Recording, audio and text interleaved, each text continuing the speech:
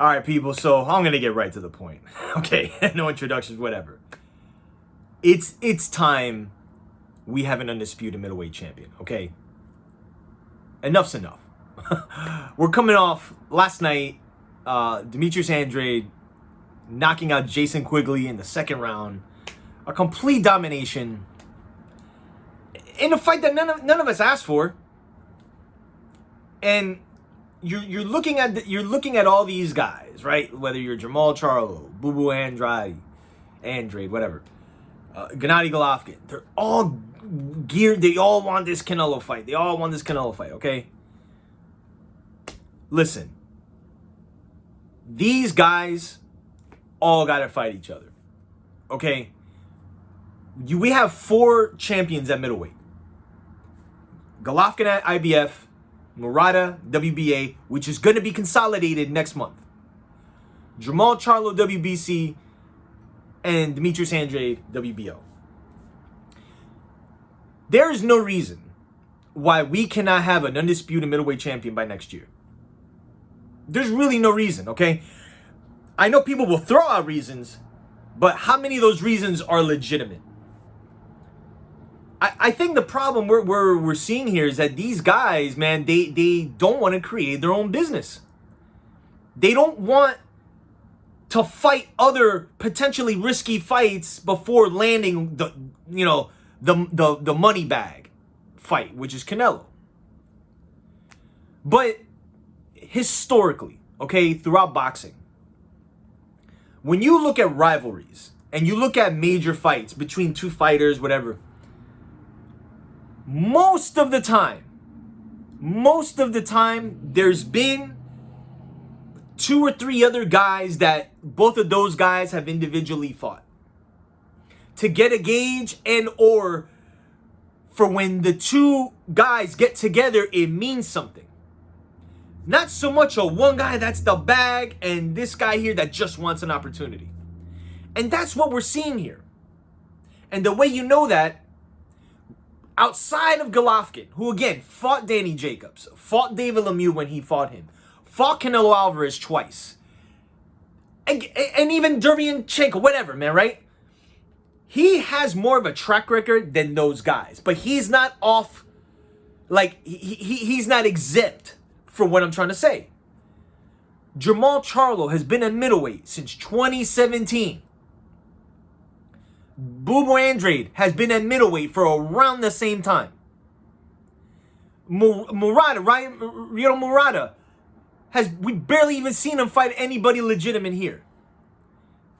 So when you look at the map right now at middleweight, okay, and how it could be fully consolidated by the end of next year, when you talk about having something to bring to the table for Canelo Alvarez, okay, he's not coming to 160, guys. Like, we got to get out of that mindset.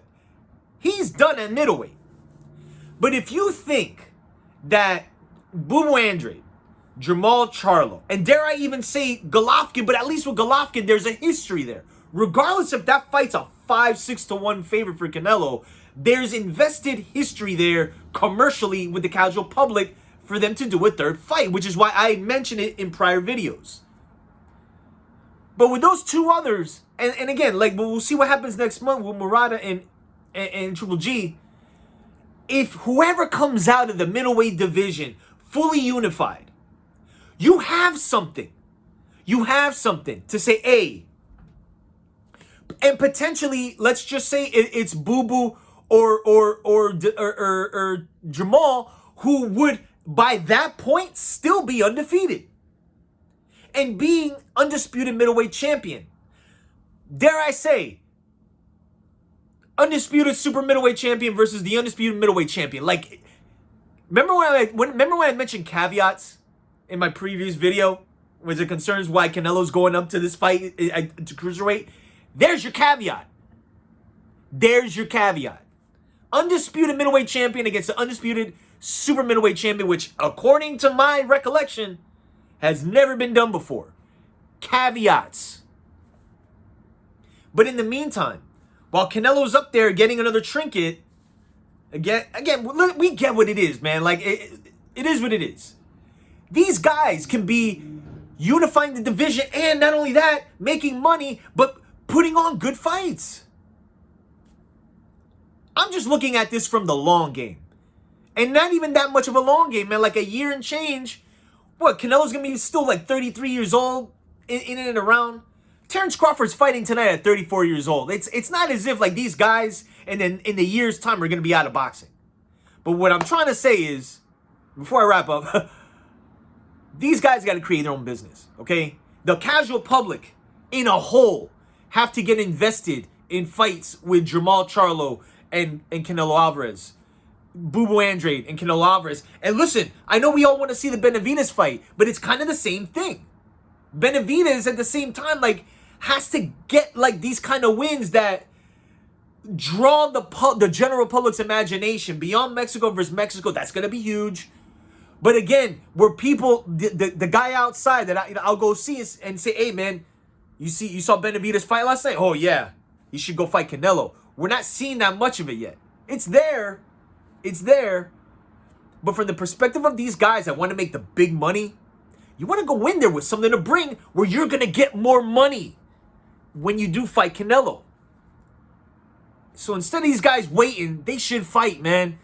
Triple G Murata, December. Charlo Boo Boo in the spring. Late summer, fall, undisputed middleweight championship of the world. Like, who is not going to tune into that? Who is not going to tune into that? Enough's enough, guys. Enough's enough. I'm tired of all these excuses. And listen, I'm going to say this. I don't think it's about ducking fighters. I don't think that.